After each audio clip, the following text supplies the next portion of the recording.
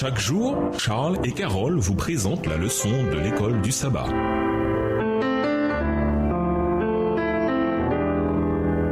Bienvenue dans votre émission Dieu nous parle. Nous allons de lundi, les cas de l'Ancien Testament. Lisons 1 Roi 17, les versets 8 à 24 et 2 Rois 4, les versets 18 à 37. Quelle similitude et quelle différence voyez-vous dans ces deux résurrections? 1 Roi 17, les versets 8 à 24. Alors la parole de l'Éternel lui fut adressée en ces mots. Lève-toi, va à Sarepta qui appartient à Sidon et demeure là. Voici j'y ai ordonné une femme. Je reprends. Voici j'y ai ordonné à une femme veuve de te nourrir. Il se leva et il alla à Sarepta. Comme il arrivait à l'entrée de la ville, voici il y avait là une femme veuve qui ramassait du bois. Il l'appela et dit, va me chercher, je te prie, un peu d'eau dans un vase afin que je boive. Et elle alla en chercher. Il l'appela de nouveau et dit, apporte-moi, je te prie, un morceau de pain dans ta main. Et elle répondit, l'Éternel ton Dieu est vivant, je n'ai rien de cuit, je n'ai qu'une poignée de farine dans un pot et un peu d'huile dans une cruche. Et voici je ramasse 2 morceaux de bois, puis je rentrerai, je préparerai cela pour moi et pour mon fils, nous mangerons, après quoi nous mourrons. Élie lui dit, ne crains point, rentre, fais comme tu as dit, seulement prépare-moi d'abord avec cela un petit gâteau, et tu me l'apporteras. Tu en feras ensuite pour toi et pour ton fils. Car ainsi parle l'Éternel, le Dieu d'Israël, la farine qui est dans le pot ne manquera point, et l'huile qui est dans la cruche ne diminuera point, jusqu'au jour où l'Éternel fera tomber de la pluie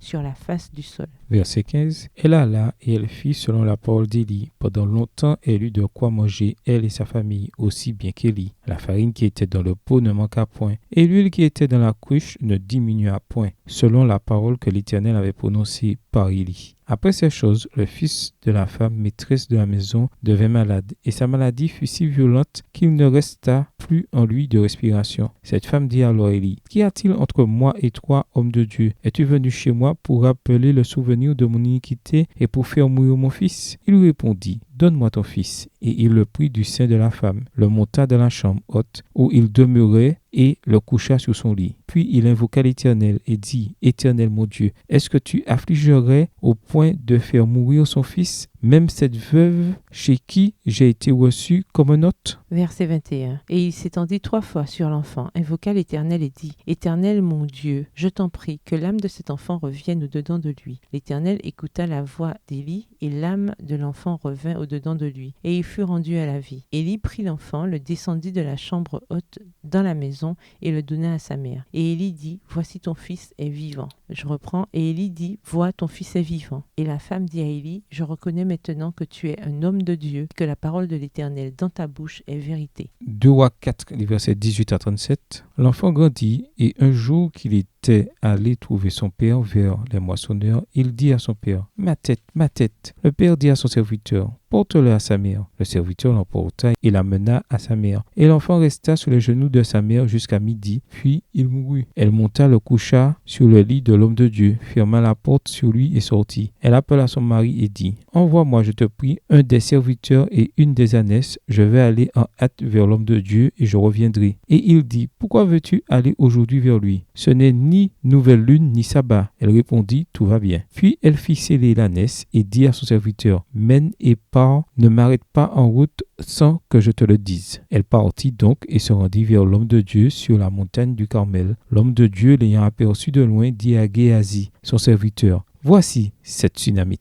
Verset 26. Maintenant, cours donc à sa rencontre et dis-lui, te portes-tu bien? Ton mari et ton enfant se portent-ils bien? Elle répondit, bien. Et dès qu'elle fut arrivée auprès de l'homme de Dieu sur la montagne, elle embrassa ses pieds. Géasi s'approcha pour la repousser. Mais l'homme de Dieu dit, laisse-la, car son âme est dans l'amertume. Et l'Éternel me l'a cachée et ne me l'a point fait connaître. Alors elle dit, ai-je demandé un fils à mon Seigneur? N'ai-je pas dit, ne me trompe pas? Et Élisée dit à Géasi, saint terrain, prends mon bâton dans ta main et pars. Si tu rencontres quelqu'un, ne le salue pas, et si quelqu'un te salue, ne lui réponds pas. Tu mettras mon bâton sur le visage de l'enfant. La mère de l'enfant dit, l'Éternel est vivant et ton âme est vivante. Je ne te quitterai point. Et il se leva et la suivit. Verset 31. Géasi les avait devancés et il avait mis le bâton sur le visage de l'enfant. Mais il n'y eut ni voix, ni signe d'attention. Il s'en retourna à la rencontre d'Élisée et lui rapporta la chose en disant, l'enfant ne s'est pas réveillé. Lorsqu'Élisée arriva de la maison, voici l'enfant était mort, couché sur son lit. Élisée entra et ferma la porte sur eux deux, et il pria l'Éternel. Il monta et se coucha sur l'enfant. Il mit sa bouche sous sa bouche, ses yeux sous ses yeux, ses mains sous ses mains, et il s'étendit sur lui, et la chair de l'enfant se réchauffa. Élisée s'éloigna, alla çà et là par la maison, puis remonta et s'étendit sur l'enfant, et l'enfant éternua 7 fois, et il ouvrit les yeux. Élisée appela Géasi et dit: appelle cette Sunamite. Géasi l'appela, et elle vint vers Élisée, qui dit: prends ton fils. Elle alla se jeter à ses pieds et se prosterna contre terre. Elle prit son fils et sortit.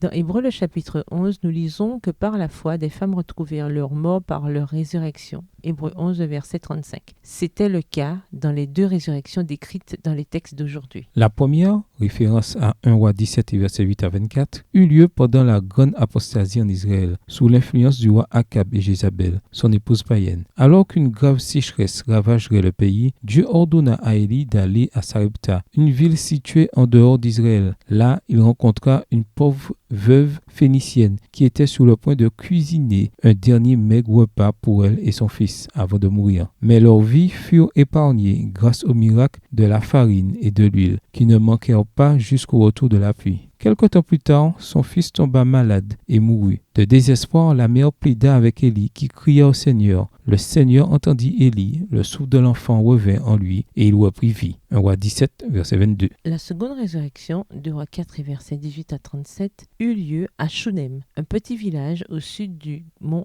Gilboa. Élisée avait aidé une pauvre veuve à payer ses dettes grâce au miracle des nombreux vases pleins d'huile. 2 Rois 4 et versets 1 à 7. Plus tard à Shunem, il rencontra une femme mariée influente qui n'avait pas d'enfant. Le prophète lui annonça qu'elle aurait un fils et cela se réalisa comme prévu. L'enfant grandit en bonne santé, mais un jour il tomba malade et mourut. La femme Sunamite se rendit au mont Carmel et demanda à Élisée de l'accompagner pour voir son fils. Élisée pria avec instance le Seigneur et l'enfant finit par revenir à la vie. Ces femmes avaient une situation différente, mais la même foi qui sauve. La veuve phénicienne hébergea le prophète Élie au cours d'une période extrêmement difficile où il n'était en sécurité nulle part en Israël. La femme Sunamite et son mari avaient bâti une chambre à destination du prophète Élisée où il demeurait quand il était de passage dans la région. À la mort de leurs enfants, les mères fidèles en appelèrent à ces prophètes de Dieu et eurent la joie de les voir revenir à la vie. Ce sont là des récits magnifiques, mais pour chacun d'eux, combien d'autres histoires connaît-on qui n'ont malheureusement pas connu de faits miraculeuses? Que nous enseigne cette triste réalité sur la place centrale qu'occupe dans notre foi la résurrection promise pour la fin des temps?